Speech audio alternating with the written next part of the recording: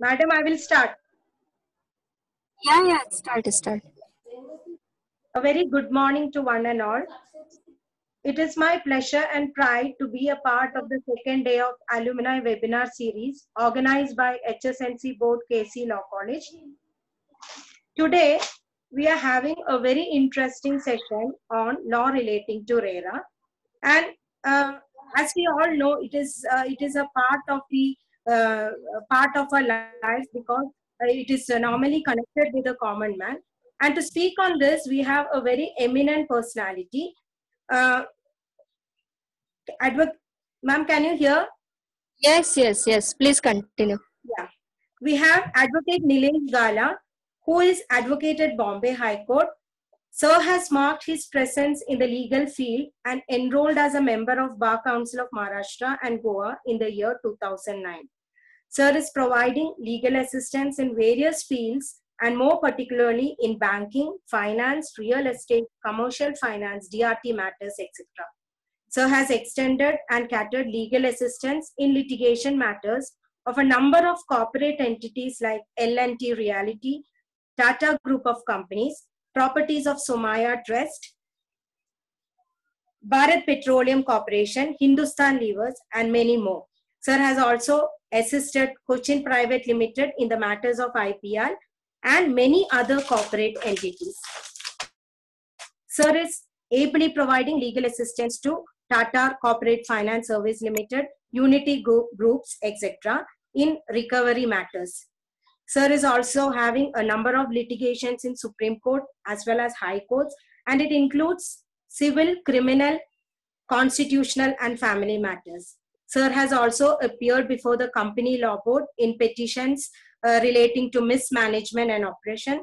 Apart from High Courts, Sir is also having a number of cases in City Civil Courts, DRT, Sessions Court, Family Court, Small Causes Court, Arbitral Tribunals, etc. Sir has ably assisted many eminent senior counsels of Bombay High Court, and today we are blessed to have his presence, and Sir will be discussing on the law relating to RERA. Sir, over to you. Nilesh, sir. Thank you. Yeah. Thank you. Am I audible to all of you? Hello. Sir. Yes, sir. Yes, sir. Thank you. Without wasting time, I'll just start to the topic. Thank you for being here. I find a lot of lawyers and known names who are participants today, and most of them are going to be budding lawyers as students, or they are already lawyers and my colleagues. So, warm welcome to all and safe lockdown to everyone. My topic today is law relating to RERA, and I would be focusing not on general issues and more of technical and hyper-technical and judgments related to the issue. Those who want to practice in RERA, this is going to be the next forum, which is going to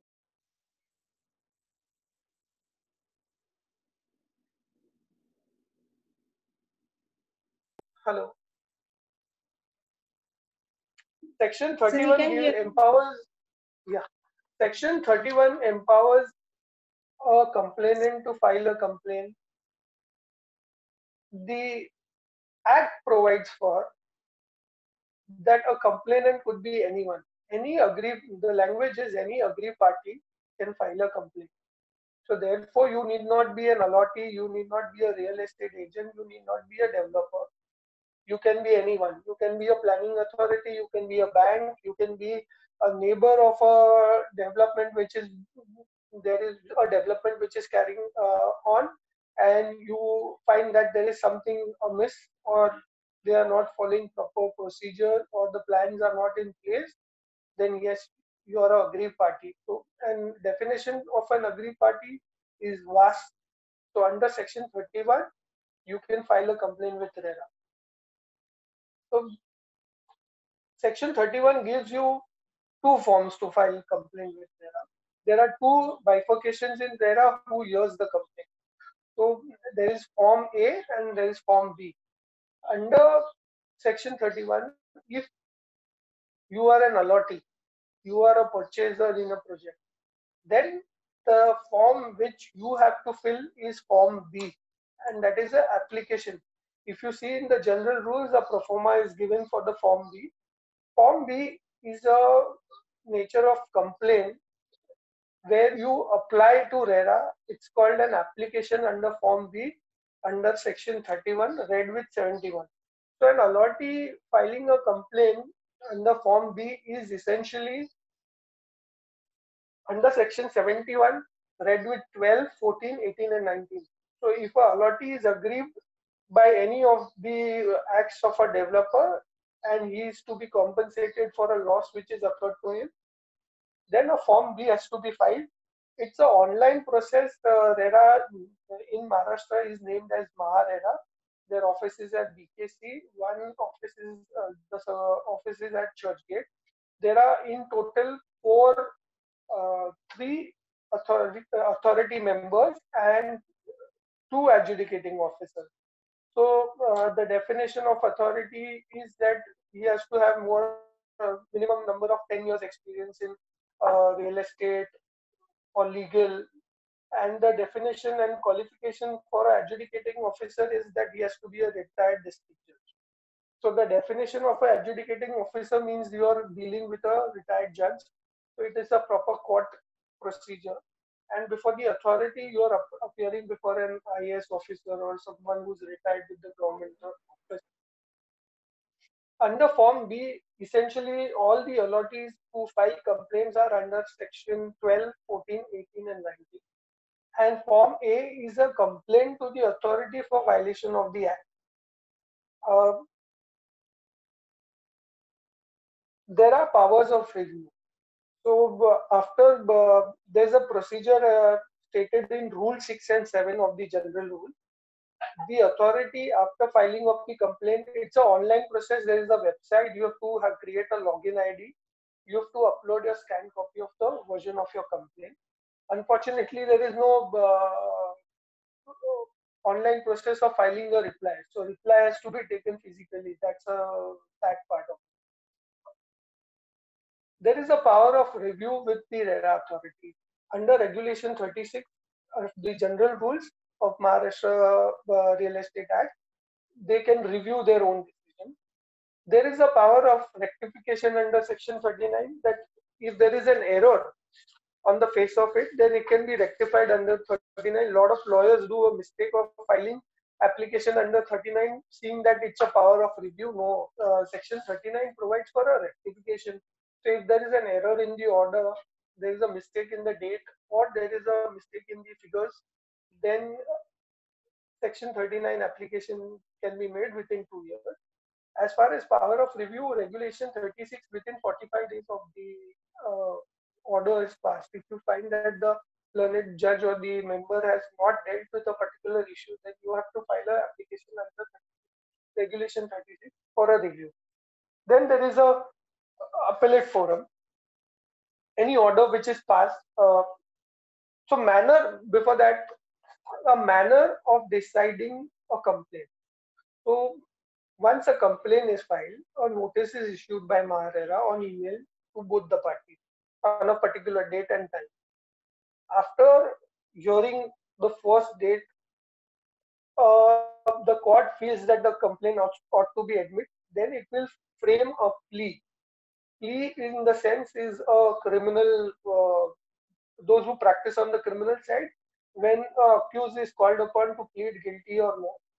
In a similar nature, there is a penal effect in this act as well. So they rather in the civil suit, it is called issues. So to simplify, they frame a issue. In that, the authority or the adjudicating officer calls upon the other side to say that whether he pleads guilty or no. And most of the time they plead not guilty, and those issues are framed.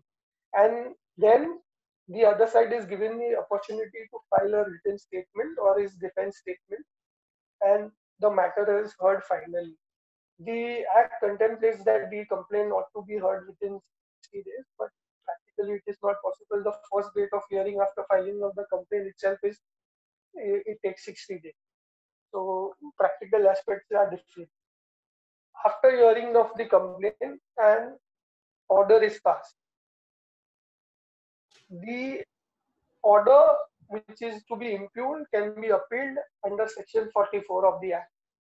So the appellate forum sits at Talagoda, that is the first appellate forum, and the constitution of the appellate forum is that 2 members minimum have to sit together to hear the appeal. So,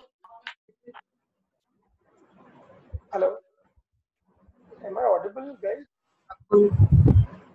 Hello. Yes, sir. So appeal can be filed under section 44 if there is an amount which is to be deposited, or if there is a order which is passed for a refund or a penalty or a compensation or interest. Then under section 44, when there is an appeal by the other side, there is a bar of entertaining an appeal without prior deposit. So the language of section 43(5) is that there is a mandate of deposit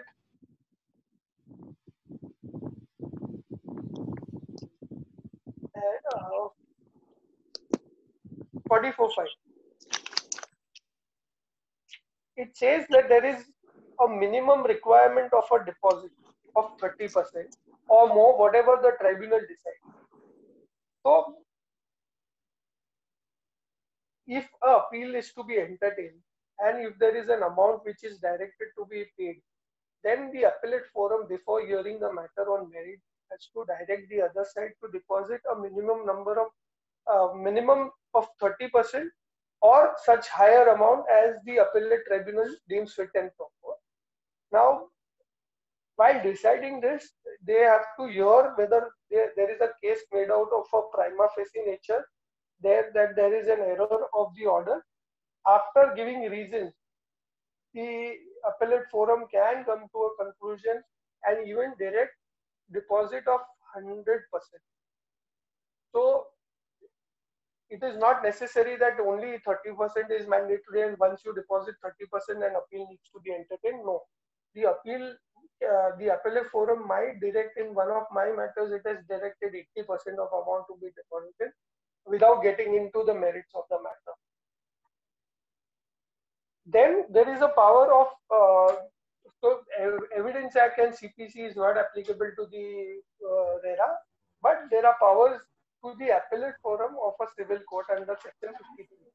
So under 53, powers of the tribunal can enforce issue notice for attendance of a person. They can summon a government officer to bring original files to the hearing. There is a power to attach a property under section 53. There is further power of review before the appellate forum under section 53 of the Act. Any orders passed by the appellate forum can be challenged in the Bombay High Court. That's the second appellate court before the the Bombay High Court in a second appeal on the appellate side. When I say second appeal, obviously it is governed by section 100 of the CPC, and only second appeal will be entertained if there is a substantial question of law. Even if it's a question of law, the second appeal can be rejected, provided that it's a substantial question of law. Only then they will entertain a second appeal. Now, the judgments which I would want you all to go through is, the first obviously is the Nilkamal judgment, challenging the virus and challenging the entire act and bringing this act into a retrospective nature. The act was challenged by Nilkamal developers in the Bombay High Court. The division bench has rejected the writ petition. The second judgment which I want you all to take note of is Lavasa. It's in the order is passed by Dr. Phansalkar Joshi in a second appeal, deciding a question of law and the intent. I will give you a background of this matter. Lavasa is a township which is constructed by HCC Construction Company in Pune. All the flats or the villas or the properties which are sold by the company are long lease. It's a 99-year lease. The promoter came out with the defense that lease is not covered under RERA. The first court held that it is covered, second court held that it's covered, Lavasa went in second appeal, and the act is applicable and the project is covered by RERA. The second appellate court has framed the question of law whether the lease property is covered under the RERA Act. A beautifully written order dismissed the second appeal of the promoter, saying that the intent of the act has to be gone into, and if the promoter is trying to find a loophole in the act by using such hypertechnical words, it is giving some Hayden's rule in para 72. It's wonderfully written. You all should go through it. The third judgment, which is important, is a Sea Princess in the second appeal, where a Sea Princess developer had filed a second appeal against an order of RERA. It was dismissed by, again, Dr. Pansalkar Joshi, Shalini Pansalkar Joshi, saying that there is no substantial question of law involved in this, and therefore our appeal cannot be entertained by the High Court in a judgment. Fourth important judgment which I want you to refer and note down is Mohammad Zain Khan in writ petition lodging number 908 of 2018. The division bench of the Honorable Bombay High Court has decided a matter where even unregistered projects are covered. So the projects which are not registered with RERA are also covered, and complaints can be filed similar to those as of registered projects. Now coming back to the Act, there are two more important judgments. One is Man Global versus Bharat Jokhani and L&T Realty versus Rekha Sinha. That's on the composition of the appellate forum, because earlier the appellate forum only a single judge member used to sit and decide the appeals of those orders which were passed by RERA. The appellate forum's constitution and composition provided that at least two members have to sit together. One is the judicial member and the administrative member. So there was a technical default on the composition of the appellate forum, and therefore the High Court has set aside all the orders passed by appellate forum sitting singly. Now coming back to, after giving you the overview of the Act, that a complaint can be filed under section 31 read with 71 if you want to file it before the adjudicating officer. The Act is divided in three parts. I have decided to divide it into three parts to simplify the Act. One is registration of a project. Second is compliance. Third is completion. Now when I say RERA, RERA means to cover a real estate project. Registration is mandatory under the Act to give transparency to a project. So why is registration necessary? Registration is necessary to bring in the developer to disclose the amount of sale flats which he is going to construct, the amount of FSI which he is going to utilize, the title to the property by a title certificate and declaration, whether the project is mortgaged, number of parkings, the timelines within which he will complete a particular project. So the Act starts with a bar under section 3. The section 3 provides that no developer can promote, market or sell. So there is a negative bar under the Act that no promoter can ever market, construct or sell or book a flat or a apartment without pre-registration of the project with RERA. So once you register a project with RERA, RERA gives a certificate of registration, only with after which a promoter can market, advertise in newspapers, social media like Facebook, hoardings, or they can telemarket it via telephonic conversation. So the project ought to be registered under section 3 of the Act.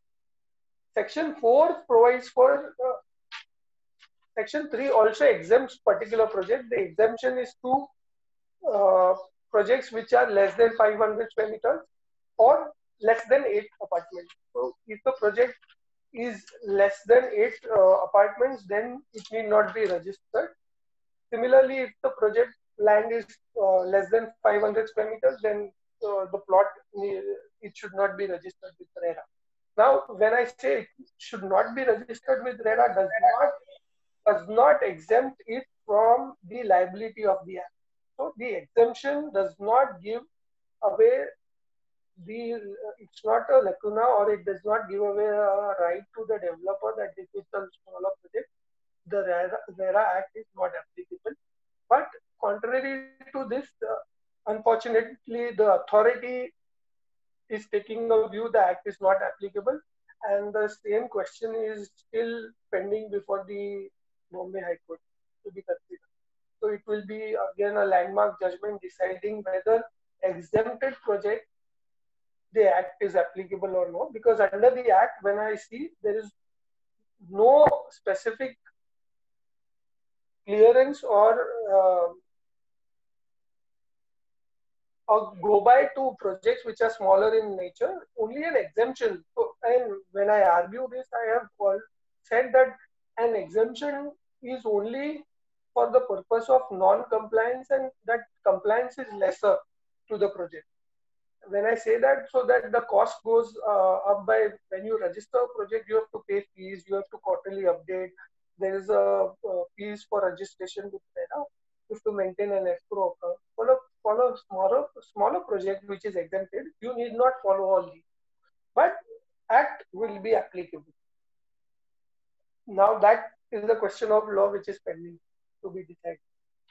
Now, once a project comes in the ambit or has to be coming in the ambit of RERA, yes, the promoter has to apply under Section 4 for registration of a project. So he has to give a background of how many buildings he has already constructed or which is ongoing. The status of his entity, whether it's a individual partnership or a company or an LLP. Then he has to give the layout plans and approval. He can only register when he has IOD and CC in place. So a project can be registered only when he has sanctions of the planning authority. Therefore, give details of what is the layout plan, how much is the FSI, proposed date of completion, how he proposes to execute the work, including his fire facilities, drinking water facilities, emergency evacuation, the location details of the project with clear demarcation of the land. Then he has to upload, while registering the project, he has to upload 2 documents essentially which is entered with the allotee. One is the allotment letter and second is the draft agreement for sale. So he has to upload both the drafts.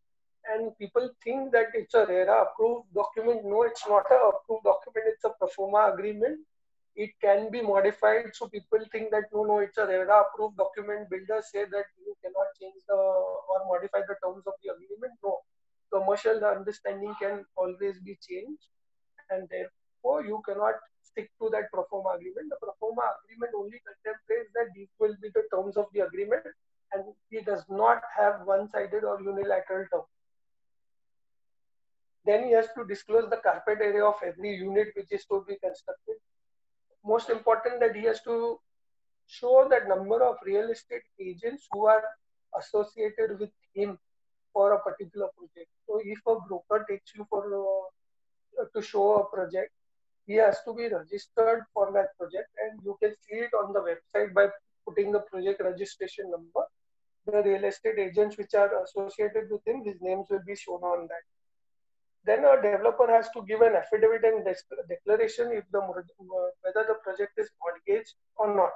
If it is mortgaged, then yes, he has to give all those disclosures as to what flats are mortgaged by him. He cannot mortgage a flat which is already sold to third party.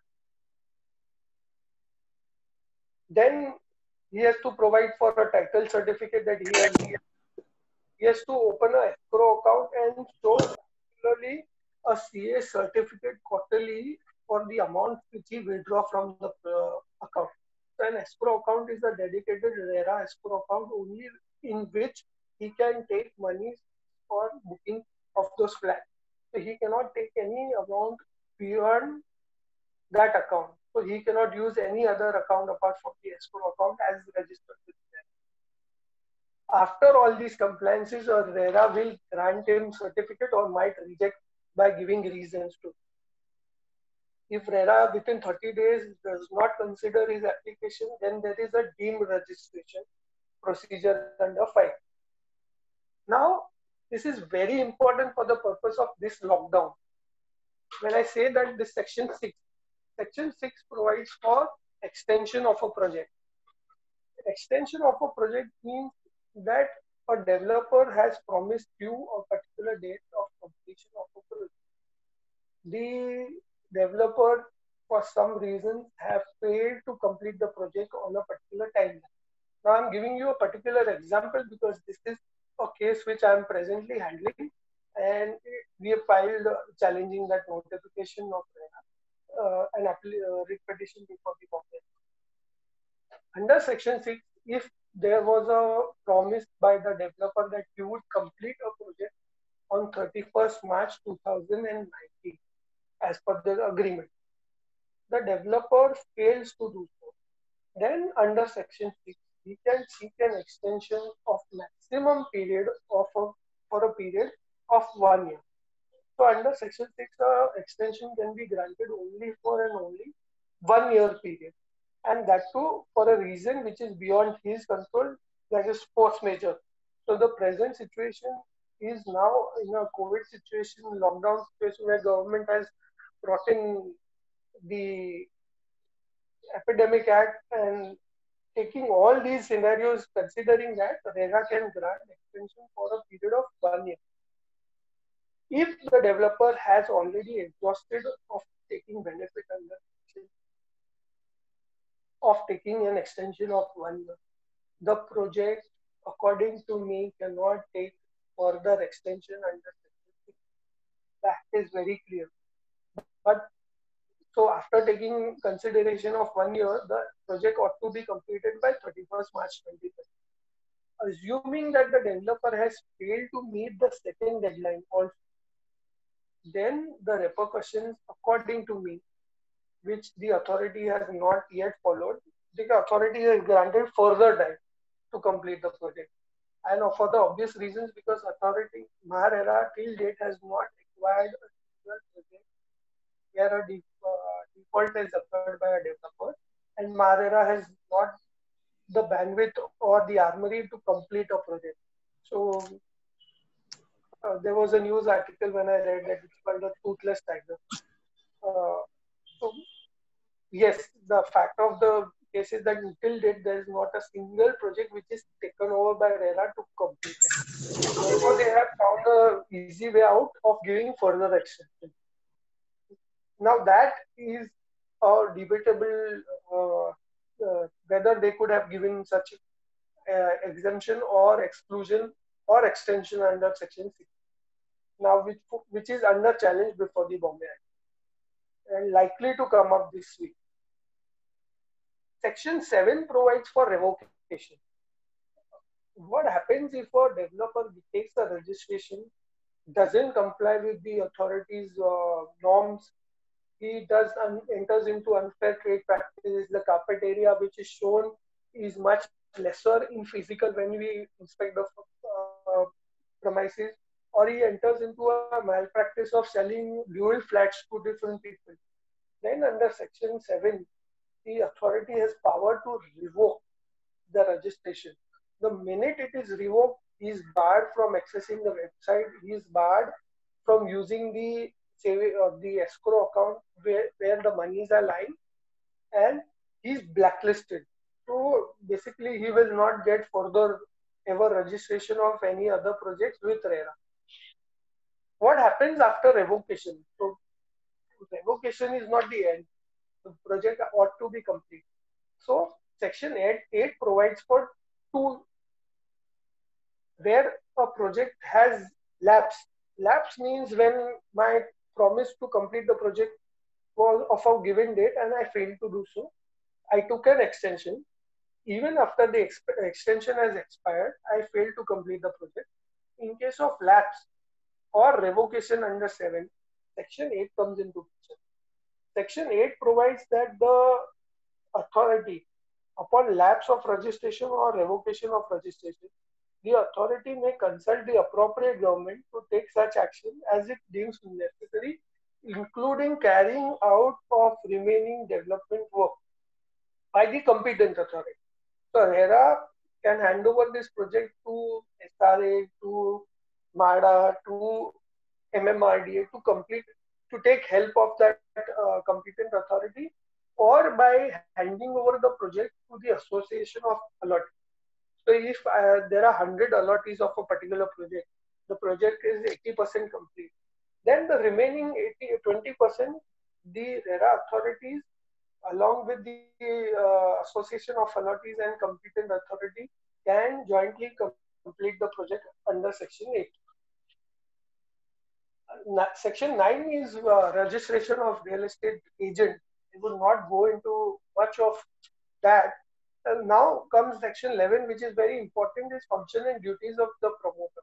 So after registration, what happens is every quarterly, a promoter has to update particular things. Number of further bookings of the apartment. So if he sold within 3 months X number of apartments, he has to update that. He has to update quarterly a CA certificate that amounts received for the particular project, amounts withdrawn from a particular project. He has to also give that he is advertised or issued public notice or prospectus in a particular form or on a website with details of project registration with MahaRERA. Then he has to timely, if he has sold more than 51%, then he has to form society or an association under Section 11. After completion, he has to hand over the project, the apartment's physical possession within 2 months of completion certificate received. He has to enter into a registered conveyance for the project within a particular timeline. All these obligations and rights are of the promoter under Section 11. Now coming to the most important section, when I start 12. Section 12 is the, I would say, first section under which an allottee can file a complaint. I will give you few examples of it without disclosing the names of the clients of the project. But very importantly, Section 12, under which a complaint can be filed against a promoter by an allottee seeking refund of his amounts if the language of the section is obligation of promoter regarding veracity of the advertisement of prospect, where any person makes an advance or a deposit. So any person who, after looking at an advertisement or a prospectus or any type of communication by a promoter through visual, audio, or anything, makes a deposit on the basis of such information in the notice, advertisement or prospectus, or on the basis of any model apartment. So if a particular model of the apartment is shown, based on that, or a particular design of the building is shown, and based on that, if I have invested or made a deposit, and if I suffer a loss for the reason of incorrect statement, false statement, then the allottee has to be compensated, provided that if the allottee seeks entire money invested by him with interest, he has to, the promoter has to refund the entire amount with his investment, including the taxes paid, that is GST or VAT, including your registration stamp duty charges, including your agent's brokerage charges, plus the interest. Now, interest is prescribed under this section, that is MCLR, marginal rate, lending rate, plus 2% is the RERA norms which provide for it. If it is not contractual, if it is agreement provides for a particular interest, then both the parties have to abide by the contract. Now, Section 12, I will be harping upon more because I am going to give you a couple of examples. I did a matter of a project which was situated at Chembur, and the project name was twice changed and it was relaunched, and the project never came up. The project was as it is standstill. It was a slum project. Clearance never happened. Rehab building could not be constructed. Project was promised of a particular nature. There were rental schemes offered. If you see, there are advertisements where it says that if you invest in a particular project, minimum guaranteed rent or a particular investment will be returned to the purchaser. Now, when I say this developer had promoted originally by saying that you will receive a minimum rental of this amount if you invest in this flat. People had booked those flats looking at its Chembur, it's a Bombay. There was the prices were very competitive and a lot of investors have booked their flats in the project. Now what happened is the builder, after RERA coming into force, changed the date of completion unilaterally from X date to a Y date. And he did not enter into agreement for sale with lot of investors. After the act coming into force, he kept on sending unilateral documents of agreement for sale with a particular completion date. Few of the clients which came to me had grievance as to the project deadline was extended by 5 years. Originally, which was promised in 2019, was extended to 2025 and later. So, in a particular case, my client had a telephonic recording from conversation from their sales team. My client was smart enough to record the conversation between the two, where the sales team were promising that yes, sir, because of RERA we have done so. Originally, it was promised on this date, and that telephonic conversation between the two, the sales team and the allotee, was transcribed from a CD, and a complaint under Section 12 was filed before the adjudicating officer of RERA. The RERA authorities, the transcript, the telephonic conversation was denied by the promoter. So the transcript was sent for a forensic listing by voice sample, before which the RERA authorities took that an audio recording is admissible in law provided Section 65B of Evidence Act is met with. Now, the Evidence Act provides for a self-certification that it is the recording is of mobile which I use of a particular make or a particular company. The telephone came from this number to this number on a particular date. The application by the promoter was very interesting, where it says that you will be criminally liable because it's illegal to have a phone call recording. Now, when I say it is illegal only when you intercept or interject a phone call between two parties. So if a third party interjects a phone call and records a phone call between two parties, it is illegal. But when someone calls me and if I record a phone call, then I am entitled under law to record. If someone threatens me or something, I am entitled to record a phone call. It's not illegal. And the promises made by sales team or a promoter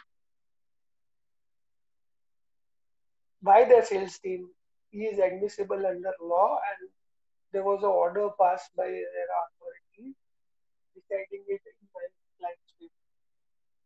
I think it was in news, you all can Google it. So Section 13 provides for no deposit or advance to be taken by a promoter without entering into an agreement. So if a allotee wants to book a flat by giving a token amount, immediately upon receipt of the token amount, the promoter has to issue a receipt of payment with an allotment letter. If the payment is above 10%, then the developer is barred to accept that money unless he enters into a registered agreement for sale. So no deposit or advance to be taken by a promoter without first entering into an agreement for sale. a promoter shall not accept a sum of more than 10% of the cost of the apartment without entering into an agreement and register the said agreement for sale under any law for the time being. Now, Section 14 provides for adherence to sanction plan and project specification. 14 provides that there can't be a change in the layout or because a lot of promoters, when there is a DCR change or a regulation change, they want to absorb the FSI, which is available on a plot. So they tend to change the development sanction plans according to their whims and fancies with that unilateral agreement which they have and blanket consent under that agreement. That blanket consent is no consent. So every change or specification in the sanction layout, a 2/3 of majority consent has to be taken by the promoter from the allotee for by consent for a particular. So I'll give a more clear picture by giving an example. If I had a layout of 10 buildings, tomorrow an FSI has changed. I was to provide as a promoter 5-acre open garden. Now that there is an FSI change, I propose to construct a 11th building. He cannot construct the 11th building without consent of 2/3 allottees of the project. So there is a bar under, so the defense is taken is by the promoter that there is a blanket consent given under the agreement. Agreements which are entered into are of unilateral nature and blanket consents are taken that if in case you are there is a change in the layout or FSI, you will be entitled, promoter will be entitled to amend the plan, and this is a consent given perpetually to him. That consent is no consent. Then there is a structural liability in case there is a default after OC, 5 years structural liability of the promoter. He has to rectify all the defects which is there in the construction, and so basically it's a warranty or a guarantee for 5 years of the promoter.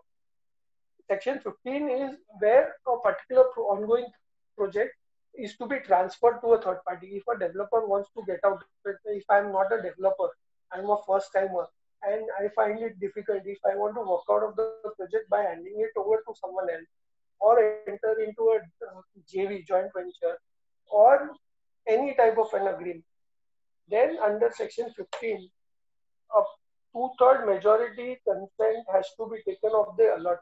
So basically, if I have sold to 10 people and now I want to hand over this project to Y, so I have to take 2/3 of the majority of those 10 people, seeking consent from them that I am handing over this project to Y, and Y will complete and take over all obligations. Take over means that the Y has to take over all obligations which I have casted upon for a particular project, and he cannot change the timeline. So if I have promised a particular date of completion, the new developer cannot change unilaterally the term saying that the earlier developer, whatever he has promised will not be abided. He will be abided, and Section 15 does give you a protection, and the new developer has to abide by all those terms and conditions which are entered by the earlier promoter. Now there has to be an insurance for a particular project under Section 16, which provides for 2 types of insurance. One is for the title and second for the construction. There is a mandatory requirement of insurance of these particular projects. Transfer of title under Section 17. The promoter, after completing the building, has to transfer this project to the association which is registered in society. It is formed. So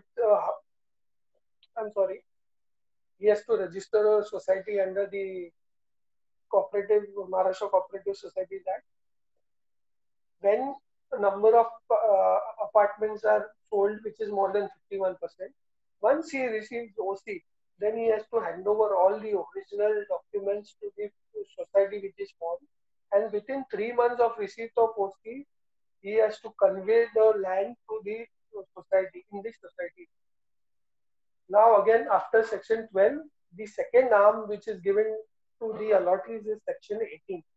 18, most of the complaints in RERA are filed under 18. Now when I say 18, what is Section 18. Before that, the Section 18 was discussed in the Kamal judgment of the Bombay High Court, and it has considered and taken a view that it's of retroactive nature.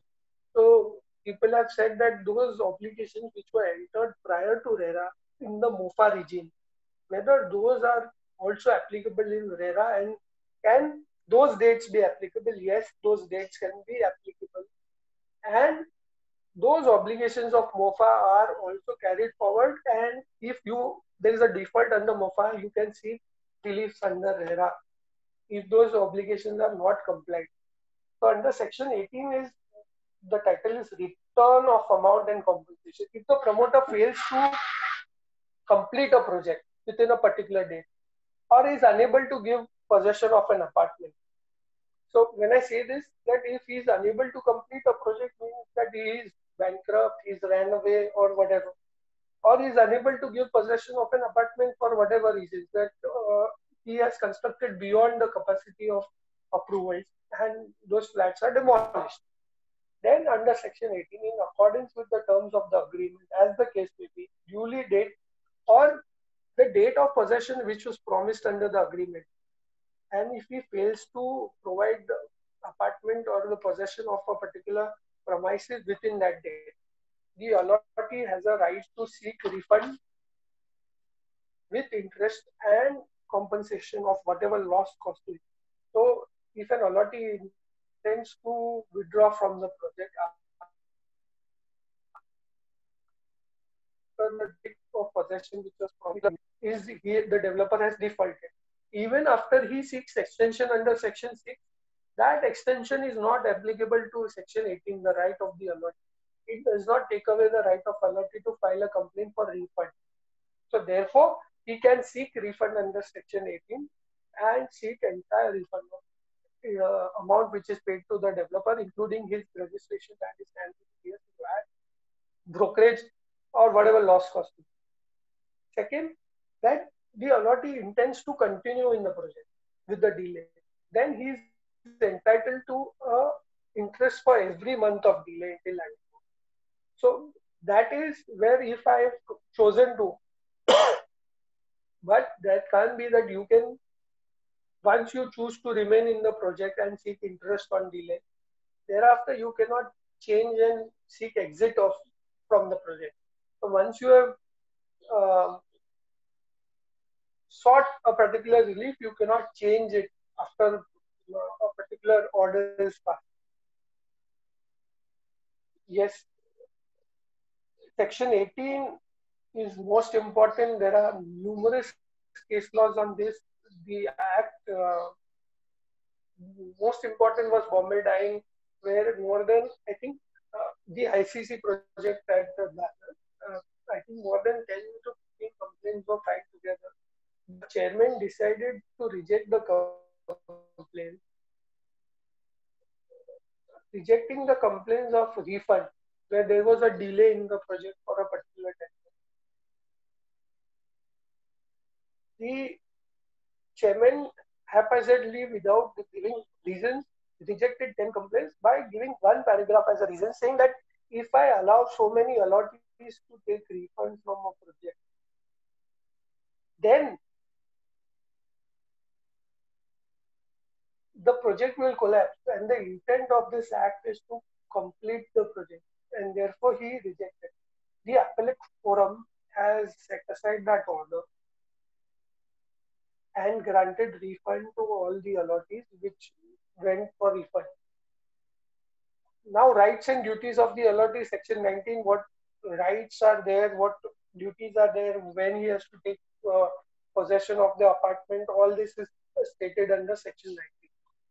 So a complaint by allottees can be filed under 12, 14, 18 and 19 for seeking interest compensation refund or interest on delayed possession. That has to be read with Section 71 and 31. I'm not going to go into qualifications of the chairman, composition, because there are too hyper technical. Those who want to practice, I have already said, I've already shared with you under what forms you have to file a complaint. It's an online process. It's a very user friendly. 5,000 rupees is the court fees. Powers by the authority and the appellate forum is that they can summon anyone to bring original documents to the court to verify. There are powers to pass interim orders under Section 36. There is ample power, inherent power to the authority under Section 31 to issue directions from time to time. There are penal provisions by the authority, but no imprisonment by the authority. Only the appellate forum has the power to direct imprisonment. Till date, there is not a single order passed for imprisonment, although there is a default. By this, I end my session today because I have given you an overview of filing of complaints with, and I have almost completed. Now we can have a question. Yes, sir. Yeah? Sir, are you audible, sir? Yes, yes, sir. You are. Yeah, sir. Participants, any question? Can they, rather unmuting them, just tell them to Ma'am, put there are Yeah. questions there are chat box. questions. Chat box. Yeah, Don't madam. unmute everyone.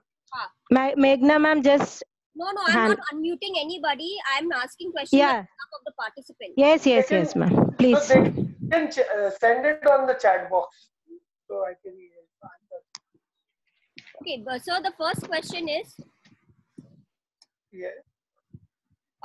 can the project be complete under MOFA and complete long ago, but OC not yet received be recovered under RERA?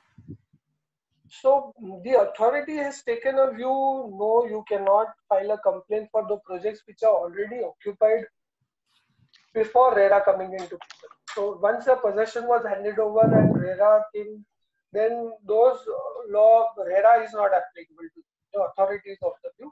The question is not properly presented. The question is raised by me. My question is the tripartite agreement. Sorry, can you tell me your name, please, sir? Vinod Sampati, I have written in the chat box. Ha, Vinod bhai, kem cho? Bus fine. My question is, a project is completed prior to the RERA coming into picture. Yes, sir. The builder, it is a tripartite agreement. Yes, sir. Society, builder and the purchaser. The society is not admitting us as members, and the builder has collected certain amounts from us. Statement of account normally when the building is constructed, at that time for deposits, etc., 2 years maintenance, etc., amount is collected. Right. I have filed an appeal for membership which is going on with the Register of Cooperative Society, and I have reserved my rights for claiming damages, etc. Right. Now my question starts. My first question is, since money has been collected from me prior to RERA coming into operation and I not being made a member, can I approach RERA? So is the project registered? No, it is not registered because it was completed prior to RERA coming into picture. Completed means what? Because when you say completed, is that completed with OC? If Yes. it is not, then you have to file a complaint. No. OC is received prior to RERA coming into picture. No, so then your remedy lies elsewhere. You cannot file a complaint. My submission is a statement of account was collected, money was collected prior to formation, prior to RERA coming into picture by the builder, but he has not complied with that part. So just I want to be educated. I cannot approach RERA for it. No, sir, you cannot. Okay, thank you. Thank you. Meghna, ma'am. Yes, there's another question. It's asked by Sneha Thakkar. It is written, the project has been started in around 2014. In agreement date of possession is 2018. In RERA registration, he has entered 2019. Can this act be said to be fraud under RERA Act? Can he be penalized for this? And secondly, he can't be penalized for it, but you can seek interest for delayed possession if he has promised you a particular date prior to RERA. Then that date is applicable. He cannot unilaterally extend it. So you have two reliefs you can claim. One is that you can seek refund with the developer, and second is if you want to stay invested in the project, then you can seek interest on delayed possession. So that's the way of looking at it. That I would suggest that you have both the remedies. okay. The next question is from advocate Aprajita. Unilateral consent is no consent. So is this applicable to RERA or also in pending MOFA cases? So in RERA, it has not yet been decided, but according to me, unilateral consent is no consent. Bombay High Court in MOFA, the section itself, section 14 under the Act, has clearly mandated that it's I would say it's a replica of the MOFA regime, and therefore I would say that yes, that unilateral consent is no consent, blanket. I would like to request the host to share my contact details in case I miss any question. You can privately get in touch with me. I can surely answer that. Okay, next question is, under section 31, can a complaint be filed online? Is there any stringent fine punishment for fraudulent cases so as to deter blackmail under the guise of false complaints? So, if there is a false complaint under section 31, then RERA obviously imposes cost. Okay. The second question, under section 7, authority can blacklist a developer. Is there a time limit for the blacklisting, or is it for life? Is there any appeal provision available to the developer? Yes, there is a provision for appeal under section 7. So, if there is a developer who defaulted and there is an order passed for revocation of a particular project, then yes, there is a bar, and that bar can be lifted by the RERA authority imposing few conditions. Okay. Next question. Under section 7, the authority can, after revoking the registration of the project, hand over the balance project to another development authority. In that case, what is the provision to recover the money already invested by the developer in the project? No, I am not getting. Under section Can you just tell those people or unmute those people one by one? So there will be a lot of chaos, you know, so then it will be a problem for all of us. Because what questions they want to ask and what you're conveying is a little different. So They have written, I'm just reading their questions. tell me. Under section 7, the authority can, after revoking the registration of the project, hand over the balance project to another development authority. In that case, what is the provision to recover the money already invested by the developer in the project? No, the developer can't seek any brief. Whatever he has invested in the project, his rights goes because he's a defaulting. He can't seek any relief against the allottees or in RERA for himself. He's a defaulting person. I think the question is that whether an allottee can seek refund in case where there is a revocation. Yes, the allottee can seek refund or claim money or compensation against that developer who has defaulted even after revocation, and the authority can issue warrant against the developer for other properties which they can be attached or sold by RERA for recovering money. Okay. If a developer is bankrupt and not inclined to complete the project, then who will refund the money to the allottee, or who will complete the project? So there are cases where yes, the developers, I believe RNA is the defaulting developer, Nepal is the defaulting developer, and a lot of recovery warrants are being issued. So the Act provides that the authority has to, in association with the Association of Allottees and competent authority, have to complete the remaining or the balance construction work. For the purpose of recovery of loss or damages or compensation, you have to file a complaint with RERA, and RERA, after passing an order, will, for the purpose of execution of that order, will issue a warrant, and warrant can be issued against all the properties or any of the properties of the developer which are unencumbered or which has no charge of or mortgage.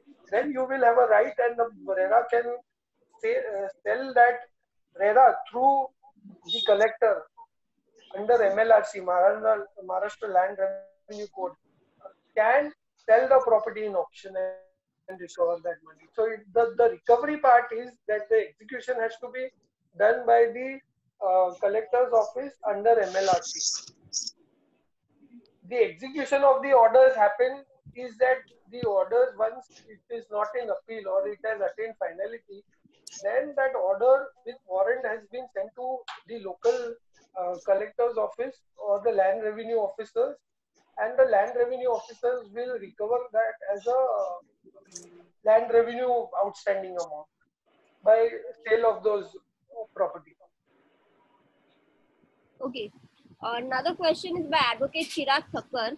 Title certificate is uploaded on RERA website and there is an error in the name of the developer. What is the procedure to submit the rectified title certificate? That's an application you can make to RERA in the secretary. After hearing, he will change that. That's a technical or a typographical error, and it can be changed. Okay. Another one, a mall having OC was converted to office units by applying for amendment to OC before RERA came into force. Builder has not yet got the approval of amendment to OC and fire NOC. Pending this possession was given and offices were started running from the building. Builder is not providing the amenities has promised under brochure, nor forming the society or association. Can the unit holder file complaint before RERA? If the project is registered with RERA, obviously he can. If it is not registered, then the first complaint has to be filed for registration of a particular project, saying that see, the amendment plans have been put up. This project is not received OC.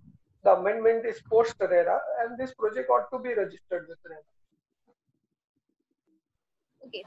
Can RERA pass an order against the financial institute who has funded against the unit in a dispute between the purchaser and the developer? No. According to me, I am very clear.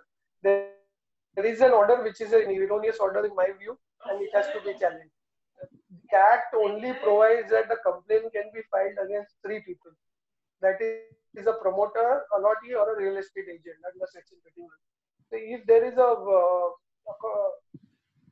if according to them that there is an order passed against a financial institution, it is bad in law. It should be set aside here for asking.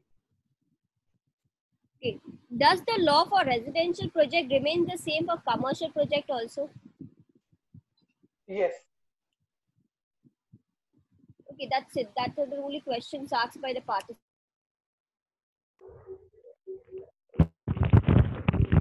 Meghna ma'am.